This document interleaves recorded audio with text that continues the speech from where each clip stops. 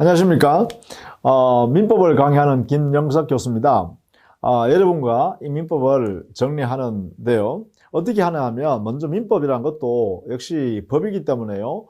법의 체계 안에서 이걸 이해하고 또 우리가 생각하는 방법도 법적인 생각을 가질 수 있어야 됩니다. 그러니까 기본적으로 여러분이 중요한 게 반복을 많이 하셔야 된다는 거예요.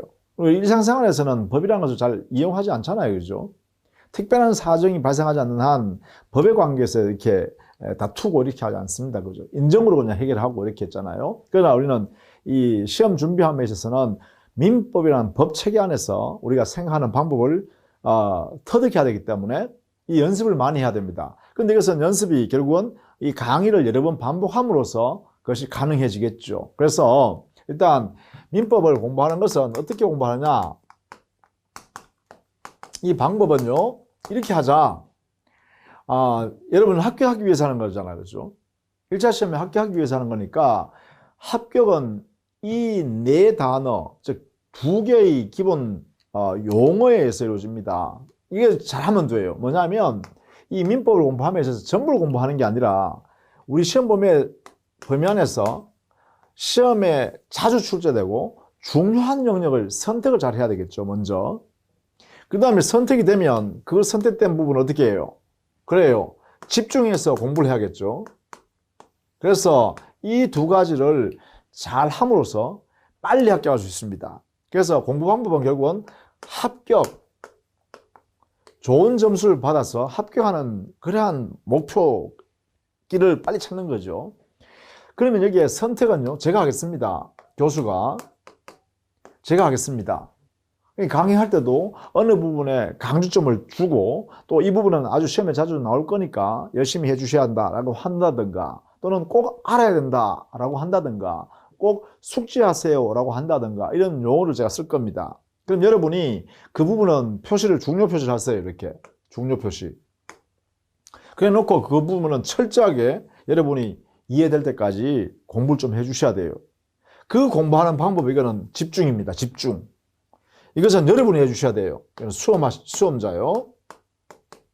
여러분이 이 선택된 부분을 집중해야 됩니다. 자, 이 집중하는 방법은 구체적으로 어떻게 하라는 거냐? 그것은 반복입니다. 반복. 무한 반복. 이 반복이라는 방법을 통해서 집중을 달성해 달라는 거예요. 그럼 반복이라는 것은 뭐예요? 내가 이해될 때까지 또는 잘 안 되면 중요한 부분이고 시험에 출제되는 영역이다 하면 어떻게 해요? 암기가 될 때까지, 숙지가 될 때까지 여러분이 무한 반복하는 겁니다. 그 영역은 거죠. 이렇게 함으로써 여러분은 최단기간에 이 민법이라는 이 큰 덩치를 해결할 수 있습니다.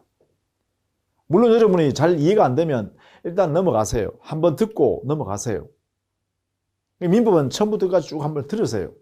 그런 다음에 다시 돌아와서 또 들어보는 거예요. 그래서 자꾸 반복해서 듣는 거다 그죠. 아마도 이 집중을 제대로 못하시면 아무리 제가 선택을 잘 해드리더라도 우리 시험에서요 합격하기 위한 점수가 나오지 않는다는 거예요.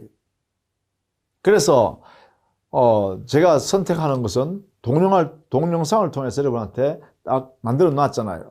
그러면 여러분은 그것을 어느 만큼 집중하여 반복하느냐라는 것이에요. 그래서 여러분 이게 관건입니다. 그죠? 그래서 꼭 부탁드립니다. 특히 강조하는 부분은 명확히 여러분 것으로 만들어 두시기를 부탁드리고요. 그래서 이렇게 함으로써 결국은 좋은 성적을 통해서 합격할 수 있다 이런 얘기죠. 물론 이 민법이 쉬운 것은 아닙니다. 개인과 개인 사이에 재산권이라는 이런 관계를 우리 시험 범위로 하고 있고 재산권 관계를 시험 범위로 하고 있고 또 재산권은 이 자본주의 사회에서는 대단히 중요합니다. 생존의 기본 재산 이걸 통해서 이루어지잖아요. 생존이라는 자체가 그렇죠. 그러다 보니까 우리 자본주의에서는 인간의 삶의 가장 기본적인 재산 이걸 관할하는 것이 바로 민법이기 때문에 이것은 아주 세세하고 또 경우에 따라서는 아주 치밀하고 그러다 보니까 우리가 공부하면서 좀 난해하기도 합니다. 그러나 시험 나오는 자체는 그래요. 굵직굵직한 줄기를 이해하고 그 다음에 그에 관한 우리 민법상의 제도들을 이렇게 엮어서 이해할 수 있으면 됩니다. 그러다 보니까 경우에 따라서는 암기도 필요하고요. 암기가 전부 다 필요 없다는 거 아닙니다. 암기를 해야 되는 경우도 있습니다. 그러나 그 전제는 뭐냐? 암기 전제. 그것은 바로 이해입니다. 따라서 이 두 가지가요, 적당히 믹스돼야 됩니다. 암기가 필요 없다가 아니라 암기를 하면서 동시에 가장 기본은 이해다, 이런 이야기죠. 그래서 이 집중을 통해서 반복을 많이 하다 보면 암기도 될 것이고 경우에 따라서는 암기하다 보니까 또 이해가 되는 수도 있죠. 이렇게요. 그러나 이 기본적인 틀은 암기를 해야 돼요. 예컨대 용어를 공부한다든가, 그렇죠? 민법에서 사용하는 용어들이 있을 거 아닙니까? 그것은 여러분이 잘 안 되면 암기라도, 또는 우리 실생활에서 이런 사례가 발생하면 우리 민법에서는 이런 용어를 써서 그 문제를 적시한다, 이런 정도의 연결 정도는 알아두셔야겠죠. 내가 설명은 못할지언정, 그죠? 그래서 용어 정도는 어떤 경우에 이런 용어를 쓴다, 민법적 용어, 즉 법률 용어는 이런 용어를 쓴다라는 것 정도는 여러분이 숙지하셔야 되죠. 그러면서 동시에 각종 제조들이나 제도, 이 제도들도 기본적 틀이니까 알아야 되죠. 그러니까 틀이 되는 이 제도들은 암기해야 됩니다. 이런 제도가 있구나, 이런 제도가 있구나, 이건 숙지를 해야 되죠. 암기해야 되죠. 그래야 민법을 활용할 수 있겠죠. 그죠? 자, 이런 모양에서는 우리 민법에 있는 이 틀을, 이 제도를 이 사례에다가 적용한다. 뭐 이런 정도는, 요거는 이해지만 틀을 알고 있어야 된다는 것이죠. 그런 면에서는 암기해야 된다는 것이죠. 그래서 이런 것을 전제로 해서 이제 민법 하나하나를 이해해야 되는데, 이 민법이라는 것이 뭐 실제로 민법 자체가요, 1조에서부터 1118조까지 있습니다. 민법이란 게. 근데 이 조항은 전혀 별개로 이렇게 놓는 게 아니라 전부 인간 생활 속에서 일어나는 일들을 다루는 것이니까 서로 연결되어 있습니다. 사실은. 그 중에서도 재산권에 관한 그러한 법체계요, 보통 재산법이라고 하는데, 이 재산법이라는 것은 서로 인간의 행위를 통해서 그 재산권을 형성하고, 또 재산권을 가진 당사자가 있으면 그 상대방은 재산에 대한 의무를 부담하게 되죠. 그래서 이런 관계를 계속 설명하는 것이 민법이라는 거죠.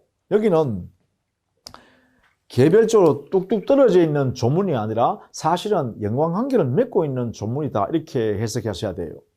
그러다 보니까 이러한 제도들이나 용어들이 서로 이렇게 얽혀설켜 그것을 우리 민법에서 다루고 있다는 거예요. 그러다 보니까 그러한 관계를 또 이해해야 되겠죠. 그죠?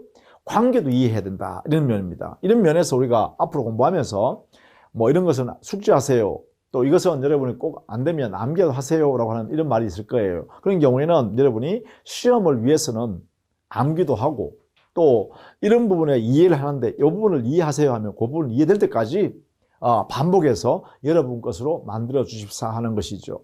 그리고 이러한 내용은 결국은 이루어지려면 꾸준히 하셔야 되죠. 그죠? 끈기를 가지고 하셔야 됩니다. 끈기. 꾸준히요. 가능하면 하루도 빠지지 말고 민법은 오늘도 하고 내일도 하고 또 그 다음날도 하고 이렇게 꾸준히 하시는 게 중요해요. 또 공부할 때 반복이니까 오늘은 만약에 1시간 공부하는 것 같으면 뭐 한 30분 정도, 20분 정도를 그냥 빨리 지난번에 했던 걸 이렇게 보시면서 어느 부분이 중요한 거 한번 이렇게 종이를 한번, 교재를 한번 넘겨보시고 말이죠. 종이에 되어 있는 교재를 한번 넘겨보시고, 어제, 그저께 공부했는 부분에 이 부분이 중요하다 했구나. 이런 제도가 있었구나. 이걸 내가 강의 들었었구나. 이렇게 하고, 그 다음에 오늘 강의를 열어서 또 보시고 말이죠. 이렇게 해주시면 연결해 가면서 읽어낼 수 있겠죠. 그죠? 그래서 꾸준히 해 주십사라는 것입니다. 이렇게 해주시면 충분히 여러분 합격하시고, 남습니다. 자, 그렇게 부탁을 드릴게요.